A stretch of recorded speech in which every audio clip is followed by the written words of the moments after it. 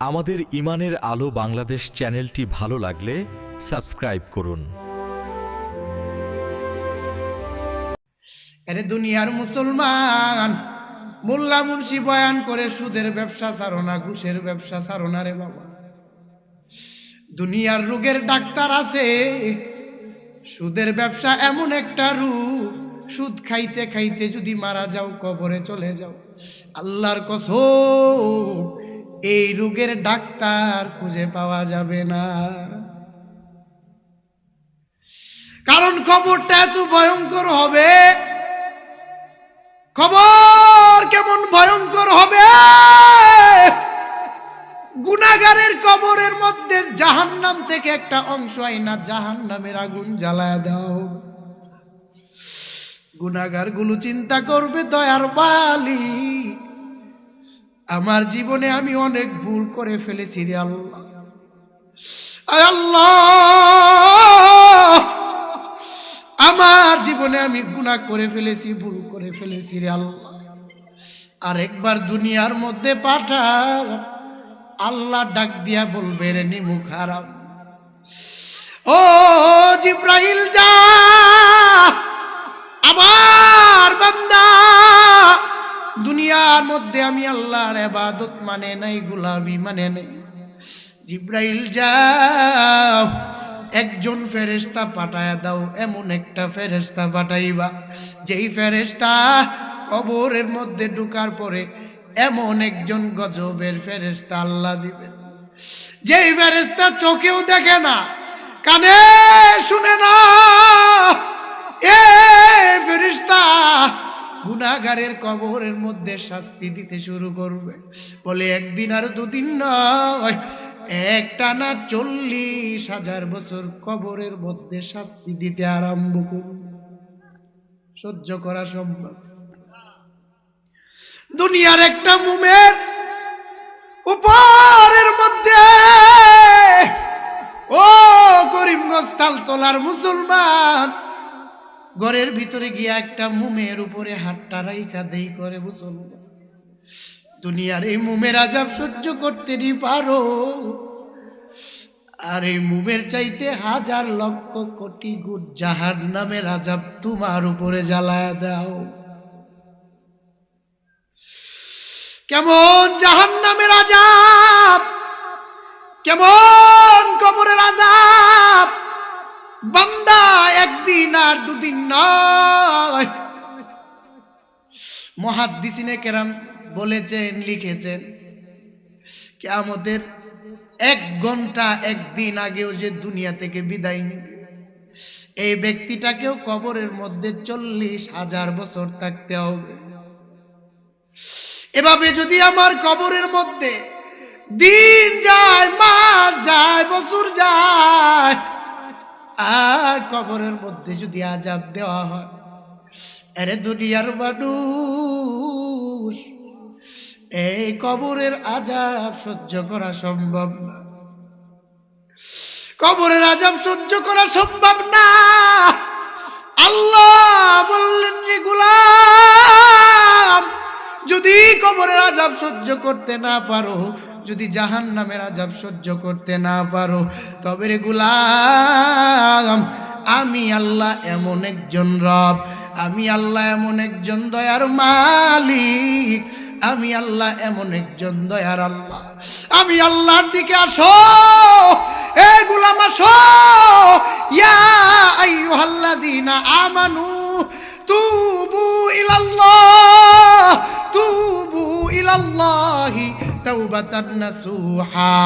এরে গোলাম, দুনিয়ার মধ্যে অনেক গুনাহ তুই করে ফেলেছো, অনেক সুদের ব্যবসা করে ফেলেছো, অনেক ঘুষের ব্যবসা করে ফেলেছো, অনেক নামাজ ছেড়ে দিছো, অনেক জিকির ছেড়ে দিছো, অনেক তিলাওয়াত ছেড়ে দিছো। আমি আল্লাহর হুকুম মানতে পারো নাই রে গোলাম। তবে জানিয়া রাখো, তুবু ইলাল্লাহ, একবার তওবা করে আমি আল্লাহর দিকে ফিরে আসো। তাওবাতান নাসুহা, নাসুহা নামক তাওবাটা টাইটেলটা লাগাইয়া, দৃঢ়তার সাথে ফিকিরটা লাগাইয়া, চিন্তাটা লাগাইয়া আমি আল্লাহর দিকে আসো। এ গোলাম, তুই অনেক অনেক অনেক অনেক অনেক অনেক গুনাহ করে ফেলেছো। আমি আল্লাহ এমন একজন রব, তোর 80 বছরের গুনাহ 80 সেকেন্ড লাগবে না, তোর গুনাহ মাফ করে দিব। ইয়াফকাহুনা বিহা, তাদের কলব আছে, দিল আছে, দেমাগ আছে। এই দিল দেমাগ থাকার কারণে কোনটা ভালো এবং খারাপ যাচাই করে না। আমি আল্লাহ এই জন্যই কিছু মানুষকে জাহান্নামের আগুনে জ্বালাইব।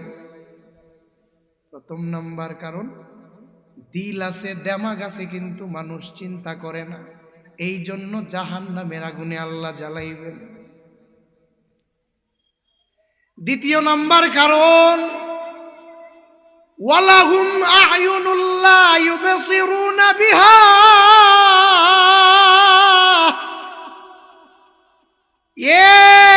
মানুষ তাদের চোখ আছে, চোখ দিয়া দেখার পরেও কোনোদিন মানুষ সঠিকটা দেখে না, বুঝে না। প্রথম নাম্বার কারণ, কলব থাকতেও কলব দিয়া চিন্তা করে না। দ্বিতীয় নাম্বার কারণ হচ্ছে মানুষের চোখ আছে, চোখ দিয়া সঠিক দেখে না। ওয়ালাহুম আযানুল লা ইয়াসমাউনা বিহা, মানুষ তাদের কান আছে, কান দিয়া সঠিকটা শুনে না। মোল্লা মুন্সির বয়ান শোনার পরেও বহু বহু মানুষ আছে জিন্দেগিতে আমল করে না। বলেন এমন মানুষ সমাজের মধ্যে আছে না নাই? এরপর আল্লাহ জানায় দিলেন দুনিয়ার মানুষ, উলাইকা কাল আনআমি বাল হুম আদাল,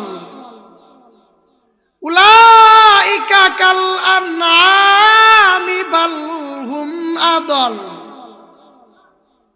কিছু মানুষ দুনিয়ার মধ্যে চতুষ্পদ জন্তু থেকে খারাপ। কয় শুধু চতুষ্পদ জন্তুর মতো খারাপ না, বালহুম আদল, কিছু মানুষ জমিনের মধ্যে আছে, এরা 4 পাওয়ালা জানোয়ারের চাইতেও খারাপ। যে আল্লাহ বলেন মানুষের মতো দামি আর সম্মানী কেউ নাই, মানুষ এত দাম, মানুষের এত সম্মান, আল্লাহ আয়াতের অংশে বলছেন মানুষের মতো দামি আর সম্মানী কেউ নাই। আবার দ্বিতীয় আয়াতে আল্লাহ বললেন কিছু মানুষ জমিনের মধ্যে আছে, এরা জানোয়ারের মতো। শুধু জানোয়ারের মতো না, বালহুম আদল, চতুষ্পদ জানোয়ারের চাইতেও খারাপ।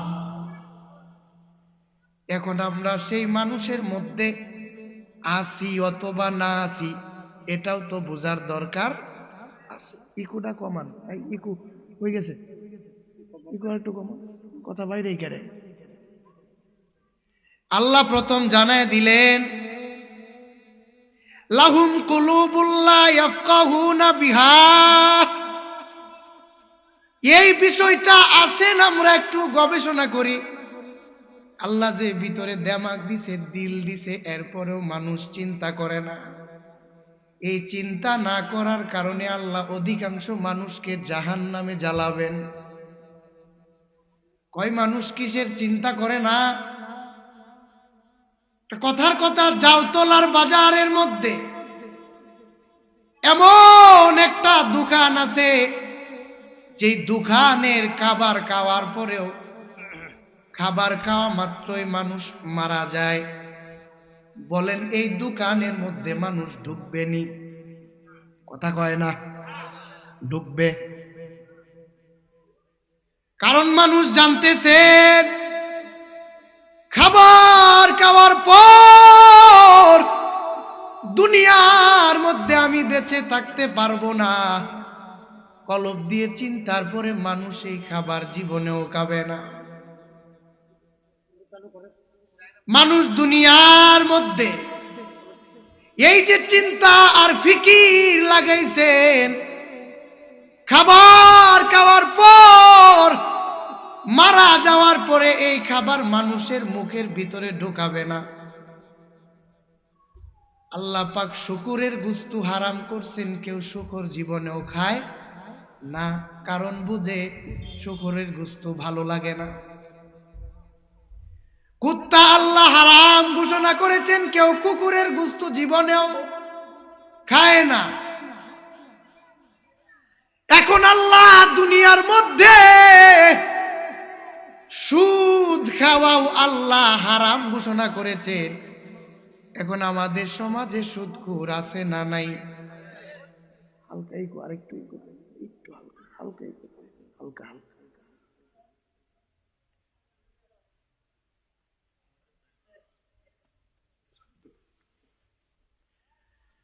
শুকুরের গোশত হারাম, মানুষ খায় না,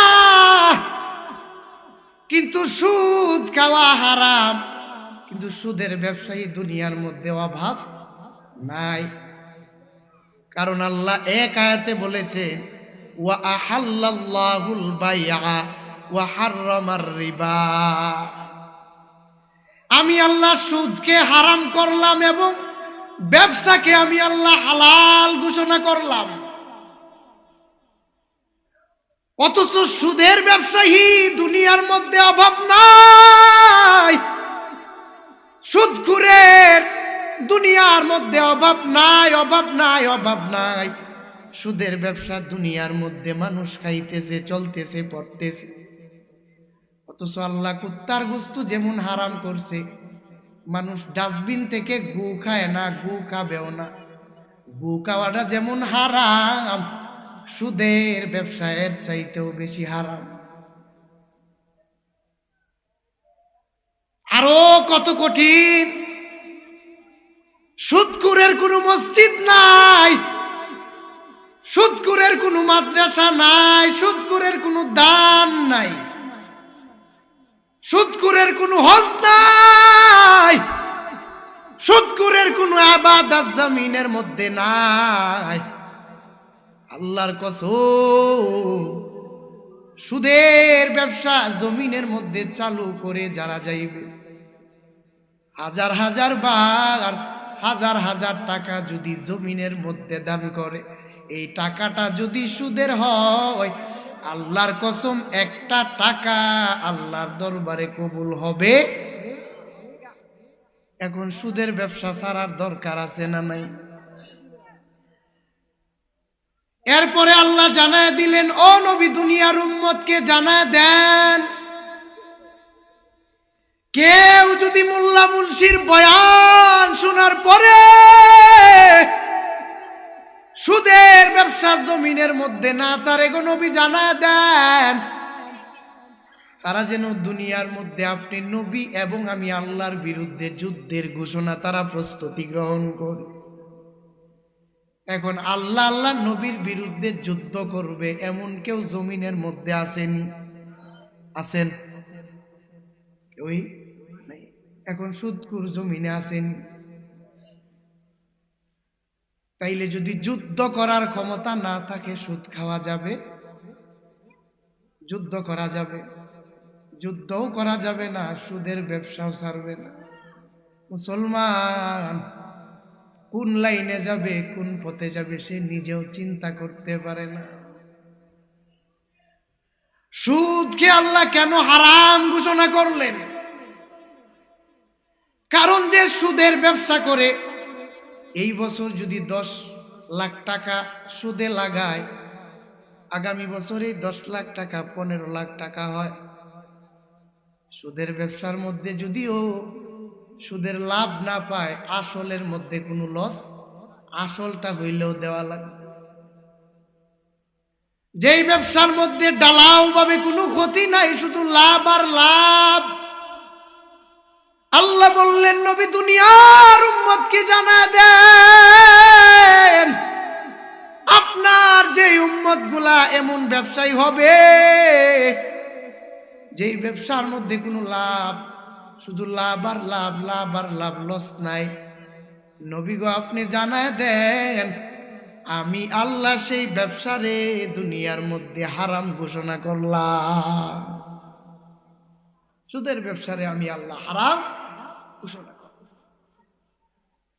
আজকে মুসলমানদের হালাত হইছে সুর, তাল, উচ্চ টান, এগুলা মুসলমানদের মধ্যে ভাল লাগে।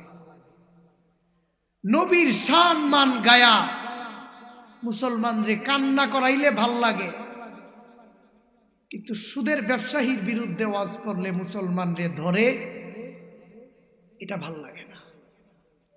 সকাল বেলায় চায় স্টলের মধ্যে বৈশা সমালোচনা করবে আর বলবে যে মোল্লা মুন্সি কিছু চিল্লাই বই, মোল্লা মুন্সির সব কথা শূন্য মাতার যাওয়া যাইতো।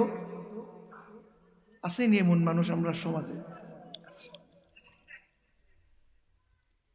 এদের দিল নষ্ট হয়ে গেছে। আল্লাহ এদেরকেই বুঝাইছেন, উলাইকা কাল আনআমি বাল হুম আদাল। কিছু মানুষ চতুষ্পদ জন্তু থেকে খারাপ। কারে বুঝাইছেন?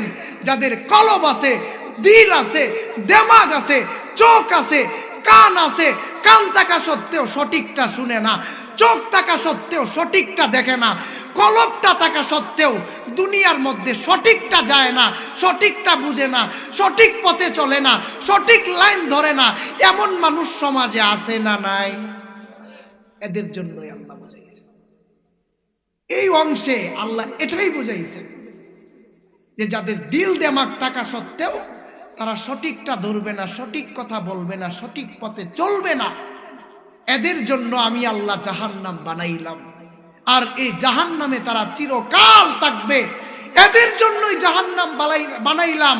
ওয়ালাকাদ যারানা লি জাহান্নামা কাসীরা। এরা অনন্তকাল থাকবে জাহান্নামে। কেন থাকবে? শুধু তাদের দিল দিমাগ থাকার কারণেও সঠিকটা বুঝে ঠিকই, কিন্তু সঠিকটা দুনিয়াতে মানে না। আল্লাহ পাক আমাদের সবাইকে কবুল করুন, বলেন আমিন। এই জন্য এই দুনিয়ার মধ্যে আল্লাহ মানুষকে পাঠাইছে। শুধু মানুষ পাঠাইছে বিষয়টা এমন না। আল্লাহ পাক বহু মাখলুকাত দুনিয়াতে পাঠাইছে। তার মধ্যে শ্রেষ্ঠ মানুষ। মানুষের মধ্যে খ্রিস্টান শ্রেষ্ঠ, ইহুদি শ্রেষ্ঠ, হিন্দু শ্রেষ্ঠ, বৌদ্ধ শ্রেষ্ঠ, সবাই শ্রেষ্ঠ।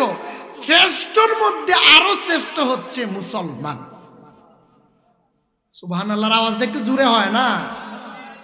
আমরা কোনোদিন আল্লাহর কাছে দরখাস্ত করছি, আল্লাহ আপনি আমারে মুসলমান বানায়া পাঠায়েন, আব্দুল করিমের ঘরে আমারে দিয়েন, আমি যেন মুসলমান হয়ে দুনিয়াতে যাই? কোনোদিন দরখাস্ত করছি? বিনা দরখাস্তে আল্লাহ পাক আমাদেরকে মুসলমানের সন্তান বানায়া পাঠাইছে। এর চেয়ে বড় নেয়ামত দুনিয়াতে আর কিছু হইতে পারে? এখন যদি অকৃতজ্ঞ হই, নাশুকুর বান্দা হই, কি হবে ভাই? অকৃতজ্ঞ কিভাবে, নাশুকুর কিভাবে? আল্লাহ পাকের গোলামি যদি না করি, হুকুম যদি না মানি, এটাই অকৃতজ্ঞ। একটা বাড়ি দেয় কেন বক্সে নাকি পিসের মাইকে নাকি? এই জন্য অকৃতজ্ঞ হওয়া যাবে না। আল্লাহর কাছে সর্বদাই শুকর আদায় করতে হবে। কারণ আল্লাহ বলছেন, লা ইন শাকারতুম লা আযীদান্নাকুম ওয়া লা ইন কাফারতুম ইন্না আযাবী লাশাদীদ। লা ইন শাকারতুম লা আযীদান্নাকুম। তোমরা যদি দুনিয়ার মধ্যে আমি আল্লাহর নিয়ামত পাওয়ার পরে, ধরার পরে শুকর আদায় করো, লা আযীদান্নাকুম, আমি আল্লাহ ওয়াদা জানায় দিলাম তোমাদের নিয়ামত দুনিয়ার মধ্যে বাড়ায় দিব। আমি আল্লাহ দুনিয়ার মধ্যে তোমাদের নিয়ামত বাড়ায় দিব রে গোলাম। আর যদি আমি আল্লাহর কাছে না শুকুর করো, না শুকুর বান্দা হও রে গোলাম, ওয়ালা ইন কাফারতুম ইন্না আযাবী লাশাদীদ।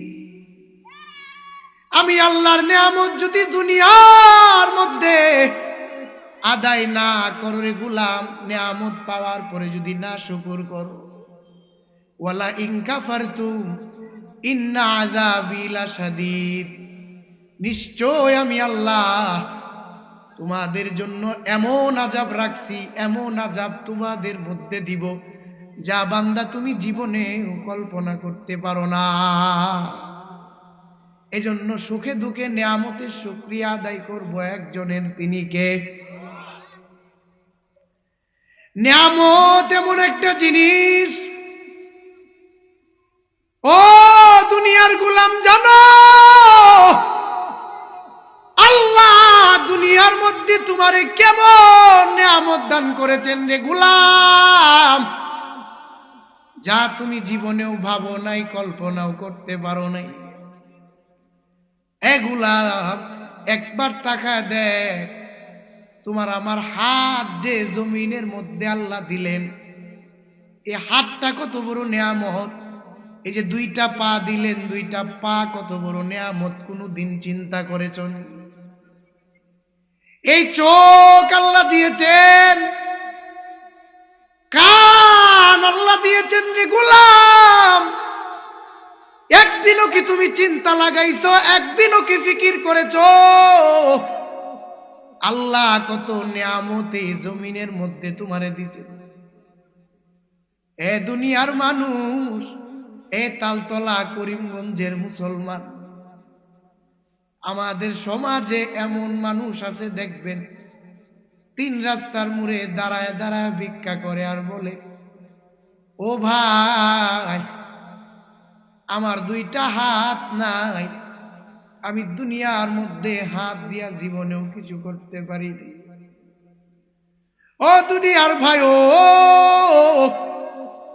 ভাই গো ভাই, দুনিয়ার বাজার করে যাইতেছো, পারলে আখেরাতের বাজারটা করে যাও, আমারে 5টা আর 10টা টাকা দান করে যাও। বলেন তিন রাস্তার মোড়ে দাঁড়ায় ভিক্ষা করে এমন মানুষ আছে না নাই? ও গোলাম একবার তাকায় দেখ, একবার চিন্তা করে দেখো, আল্লাহ তোমারে আমারে কত নিয়ামত দান করেছেন। এই দুইটা হাত আল্লাহ তোমারে আমারে দুনিয়ার মধ্যে সুন্দরভাবে দিয়েছেন। এই যে জবান দিয়া কথা বলতেছি, আমি মানুষ, একজন আরেকজনের কাছে কথা আদান প্রদান করি। কোনদিন কি জীবনে দেখেছেন দুইটা গরু একজন আরেকজন কথা আদান প্রদান করে সুখ দুঃখের গল্প করে? আছে? গরুটারে রশি দিয়া বেঁধে রাখছো, শরীরটা চুলকাইলেও তার হাত নাই, শরীরটা চুলকাইতে পারে না। পেটের মধ্যে ক্ষুধা লাগলেও কোনোদিন বলতে পারে না, রে গোলাম আমি তোরে এত সুন্দর জবান দিলাম, আমি তোরে সুন্দরভাবে হাত দিলাম, পা দিলাম রে গোলাম, মন চাইলে করো, মন চাইলে না করো, মন চাইলে ধরো, না চাইলে না ধরো। আরেকটা গরুর দিকে তাকায় দেখ, গরু কিন্তু আশরাফুল মাখলুকাত না রে গোলাম, তোরে আমি আল্লাহ শ্রেষ্ঠত্ব দিয়া বানাইলাম।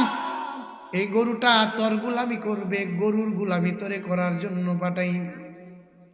গোলাম রে তাকায় দেখ, দুনিয়ার সব কিছু বানাইলাম তোর জন্য, কিন্তু দুনিয়ার গোলামি করার জন্য তোরে আমি আল্লাহ বানাই নাই। আসমান আমি আল্লাহ বানাইলাম, চন্দ্র আমি আল্লাহ বানাইলাম, পাহাড় আমি আল্লাহ বানাইলাম, সূর্য বানাইলাম। বান্দারে পাহাড়, চন্দ্র, আসমান, জমিন সব তোর গোলামির জন্য বানাইলাম। কারণ মায়ার নবী রহমাতাল লিল আলামিন বলেন, হাদিসে কুদসি, আল্লাহ নবীরে জানায় দিলেন, ও নবী দুনিয়ার উম্মতকে জানায় দেন, আমি আল্লাহ একদিন আর দুদিন নয়, জমিনের মধ্যে মানুষকে বানানোর 50,000 বছর আগে আমি আল্লাহ মানুষের রিজিক পাঠাইলাম। 50,000 বছর আগে আমি আমার বান্দার জন্য সব তৈয়ার করে পাঠাইলাম, সব বানাইয়া এরপরে আমি আল্লাহ বান্দারে পাঠাইলাম। নবী গো, আপনি জানায় দেন কোন বান্দারে আমি আল্লাহ জাহান্নামে দেওয়ার জন্য বানাইনি। কারণ আমি আল্লাহ এত মায়া করে মানুষ বানাইলাম, এত দয়া করে এত সুন্দর ভাবে আমি আল্লাহ মানুষ দুনিয়াতে পাঠাইলাম। আরে মানুষগুলা গোলামি করবে আমি আল্লাহ, আর দুনিয়ার কোনো আজার বাজার মাজারের গোলামির জন্য আমি আল্লাহ পাঠাই নাই। দুনিয়ার কারো পথ, দুনিয়ার কারো মত ধরার জন্য আমি আল্লাহ পাঠাই নাই। কারণ দুনিয়ার সব কিছু আমি আল্লাহ বানাইলাম এই বান্দার গোলামির জন্য। আর বান্দা শুধুমাত্র কেবলমাত্র বানাইলাম আমি আল্লাহর গোলামির জন্য। সব বানাইলেন বান্দার জন্য, আর বান্দা বানাইছেন কার গোলামির জন্য? আল্লাহ। অথচ মানুষ দুনিয়ার চিন্তা, দুনিয়ার টেনশন, সব কিছু দুনিয়ার মধ্যে চলে। সব কিছু খাওয়া ঠিক আছে, ঘুম ঠিক আছে, দুনিয়ার সাইজ চলে, আড্ডা ঠিক আছে, দুনিয়ার আজার বাজার সব ঠিক আছে, তবে মালিকের গোলামিটা দুনিয়ার মধ্যে ঠিক নাই। বলে ভাই, দুনিয়ার মধ্যে আমি যদি আল্লাহ পাকের গোলামি করতাম, তাইলে প্রতি জুমার দিন ইমাম সাহেব যেই বয়ান করে মিম্বর থেকে, এই বয়ান যদি আমাদের কানে ঢুকতো, এই বয়ান যদি আমরা মানতাম, তাইলে বছর শেষে এইভাবে লাইট মাইক প্যান্ডেল টানায়া কোনো বয়ানের প্রয়োজন ছিল না। আমরা জুমার দিনের বয়ান আমরারে ধরে না, আর বয়ান আমরারে কেমনে ধরি? সুদের বয়ান করে ইমাম সাহেব 20 বছর, অথচ সে বয়ান শুনে কিন্তু জীবনে সুদ ছাড়তে পারতেছে না। এমন মানুষ নাই? দাড়ির বয়ান করে ইমাম সাহেব 20 বছর, কিন্তু দাড়ি রাখে না, এভাবেই জীবন যাইতেছে। কেন? আমার জিন্দিগির মেইন মাকসাদ কি? আমার দুনিয়ার মেইন হালাত আমি কোন দিকে নিছি, কোন দিকে নেওয়া দরকার, একবার চিন্তা করি, একবার ফিকির করি। আমি না দেখতেছি আমার চোখের সামনে কত মানুষ চলে যাইতেছে, কত মানুষকে এই নিজ হাতে রাখতেছি। কোন দিন আমার ভিতরে ফিকির আসবে, আমার ভিতরে চিন্তা কোন দিন আসবে? 3 প্যাকেটের বাম দিয়া হাত পা যখন সোজা না হয়, আরেকজনে জাতা দিয়া সোজা করে, ওই সময় ফিকির কি আমার কাজে লাগবে? এই জন্য হাত থাকতে হাতের মর্ম বোঝা, যৌবন থাকতে আল্লাহর ইবাদত করা, জীবন থাকতে জিন্দেগির মধ্যে মালিকের গোলামি করা। ভাই আমার, এই পাখিটা যেদিন উড়ে যাবে, দুনিয়া থেকে বিদায় নিয়ে চলে যাবে, এই দিন হাজারো ইবাদত, হাজারো আমল, হাজারো জিকির, হাজারো ফিকির, হাজারো আর্তনাদ, হাজারো তওবা আল্লাহর দরবারে কবুল হবে। কারণ আল্লাহ জানায় দিলেন, দুনিয়ার মধ্যে আমি আল্লাহ হায়াতের জিন্দেগিতে মানুষকে পাঠানোর পরে আমি আল্লাহ হাদিসের মধ্যে নবী জানায় দিলেন, আদ-দুনিয়া মাজরাতুল আখিরা, দুনিয়াটা মুমিনদের খামাইয়ের জায়গা। মুমিন দুনিয়ার মধ্যে আখিরাত বানাইবে, এরপরে আখিরাতের দিকে রওনা দিবে। তবে দুনিয়ার মধ্যে আখিরাত না বানাইয়া যদি পারি দে, আমার সামনে এমন জিন্দেগি আছে, এমন চিন্তা চেতনা ফিকির সামনে আছে, যে জীবন আমার একদিন শেষ হবে, আর কোনোদিন শুরু হবে, কোনোদিন শেষ হবে না। মানুষের জিন্দেগি শুরু আছে, শেষ নাই। মানুষ এক সময় রূহের জগতে ছিল, 2 নাম্বার মায়ের পেটের জগতে ছিল, 3 নাম্বার এখন দুনিয়ার জগতে আছে, 4 নাম্বার আখিরাতের জগৎ, কবরের জগতে থাকবে। তবে রূহের জগতে আল্লাহর ইবাদত করার কোনো সিস্টেম নাই। মায়ের পেটের জগতেও ইবাদত করার সিস্টেম। 3 নাম্বার জগৎ, দুনিয়ার জগতে আমি আমার বান্দারে পাঠাইলাম, পাঠানোর পর আমি আল্লাহ এমন পদ্ধতি বাতায় দিলাম, আমার বান্দা কোন দিকে যাবে, কোন পথ ধরবে, কোন পন্থা অবলম্বন করবে, এটা 3টা জগৎ চলে যাবে। রূহের জগৎ, মায়ের পেটের জগৎ, কবরের জগৎ।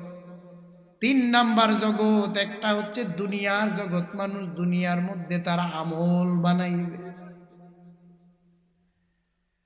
আর দুনিয়ার মধ্যে যদি কেউ আমল বানায় বিদায় নেয়, ও নবী আপনি উম্মতকে সুসংবাদ জানায় দেন, কেউ যদি ইমানটারে মজবুত বানাইয়া আমলটারে মজবুত বানায় যদি আমি আল্লাহর কাছে আসতে পারে, ওয়াবাশশিরিল্লাযীনা আমানু ওয়া আমিলুস সলিহাত, ওই তাদেরকে সুসংবাদ জানায় দাও, দুনিয়ার মধ্যে যারা ঈমান এনেছে ওয়া আমিলুস সলিহাত, 2 নম্বরে নেক আমল করেছে, তাদেরকে সুসংবাদ জানায় দাও। কই কিসের সুসংবাদ তাদেরকে জানায় দাও? আন্না লাহুম জান্নাতিন তাজরি মিন তাহতিহাল আনহার, নবী গো আপনি তাদেরকে সুসংবাদ জানায় দেন। কই কেমন সুসংবাদ জানায় দেন? আমি আল্লাহ বান্দা বান্দির জন্য এমন একটা জান্নাত রেডি করে রাখলাম, আন্না লাহুম জান্নাতিন তাজরি মিন তাহতিহাল আনহার, এমন একটা জান্নাত আমি আমার বান্দার জন্য বানাইলাম, যে জান্নাতের নিচে দিয়া দুধের নদী আর মধুর নদী প্রবাহিত হবে। আল্লাহু আকবার। এই জান্নাতের আশা আছে না নাই? নামাজ পড়িরে না না পড়িরে, সুদের ব্যবসা চাইরে না না চাইরে, আরেক বেটার খেতে রাইল কাটতে না না কাটতে, আরেক বেটার জমি হেরে বুঝায় দিয়া না না দিয়া। আমরা দেশে কিছু শিখ নামে স্টোরি আছে, কয় কেমন শিখ না, এখন জ্বালা ফালাইছে, কয়েকদিন পরে র লাগাইব, ক্ষেতের মধ্যে মোটরের পানি দেয়। আব্দুল করিম ক্ষেতের মধ্যে মোটরের পানি দিয়া গেছে, সকালবেলা গিয়া দেখে ক্ষেতের মধ্যে মোটরের পানি নাই, শুধু মাটি আছে। সাথে হচ্ছে আব্দুল জব্বারের ক্ষেত। সকালবেলা ঘরের মধ্যে গিয়া জিগাই, আব্দুল জব্বার ভাই তোর তাজা পানি আমি আষাঢ়ের পরে দিয়াইছি ক্ষেতের মধ্যে, আমার ক্ষেতের পানি কই? সাথে তো আপনার এই ক্ষেত, আর কেউর ক্ষেত নাই। আব্দুল জব্বারে ডাক দিয়া কয়, আব্দুর রহিম ভাই আমি দেখছি কিছু কাকড়ায় আপনার ক্ষেতের আইলে দে ঘোরাফেরা করছে, মনে কাকড়া এই কামড়া রাইতে করছে।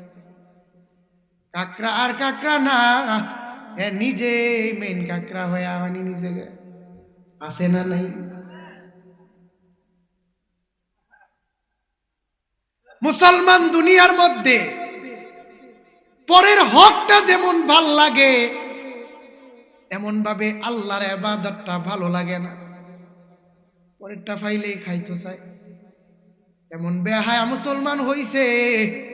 সামনের ফেব্রুয়ারির 24 তারিখ রাজার নির্বাচন, লাল পানির চা খায়া ইমান বেচেলা এমন মানুষ আছে না নাই? এই বেটা তোর লাল পানির চার দাম কি তোর ইমানের সমান? একটা গরুর মাথাও তো বাজারের মধ্যে 1000 টাকা বিক্রি হয়, আর তোর মাথাটা নির্বাচনের আগের দিন 500 টাকা কেমনে বেচেলাস? নাই নাই, নির্বাচনের আগের দিন মেম্বার চেয়ারম্যান, আল্লাহু আকবার, এই মালিকের গোলামি করার দরকার আছে না নাই? শেষ করে দিই, শেষ মুহূর্তে একটা গজল টজল শোনায় শেষ করে দিই নাকি? এই সময়টা নাই, হ্যাঁ আছে এতক্ষণ যেহেতু শেষ করে দেওয়ার কথা বলতেছে, একটা গজল শেষ মুহূর্তে ইনশাআল্লাহ শোনাই।